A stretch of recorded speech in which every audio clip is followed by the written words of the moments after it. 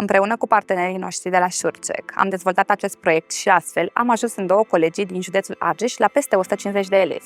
Cred că inițiativele de tipul acesta sunt foarte bune și binevenite. Copiii au nevoie de astfel de programe.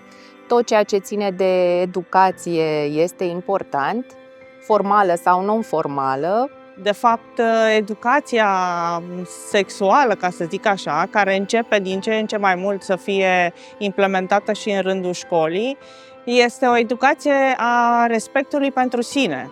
Mie mi se pare, sincer, o inițiativă foarte benefică pentru noi, elevii de liceu din ziua de astăzi, deoarece noi tindem să intrăm pe rețelele de socializare și să nu cerem un sfat către oamenii de specialitate care chiar știu ce se întâmplă și tindem să credem mituri sau poate chiar minciuni și să ne influențeze într-un mod negativ. Copiii au nevoie, în privința educației sexuale, de răspunsuri de la specialiști și cred că o voce autorizată contează foarte mult, pentru că educația sexuală este încă un subiect tabu, care este afectat, să spunem așa, de pudoarea care caracterizează relația copiilor cu școala în general. Experiența din cele 2 colegii naționale de astăzi a fost una formidabilă. Colaborarea cu SureCheck a venit ca o provocare și chiar ne-am bucurat pentru că am reușit să depășim așteptările. Inițial era vorba să ajungem la 100 de elevi, iar noi am reușit să ajungem la 150 în mai puțin de 12 ore.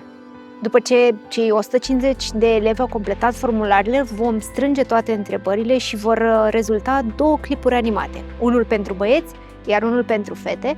Răspunsurile la întrebările lor vor fi furnizate de către psihoterapeuți, terapeuți, ginecologi și sperăm să răspundem la cât mai multe dintre curiozități. Noi am fost echipa Asociației YouStars și ne bucurăm tare mult că am putut ajunge și la elevii de liceu.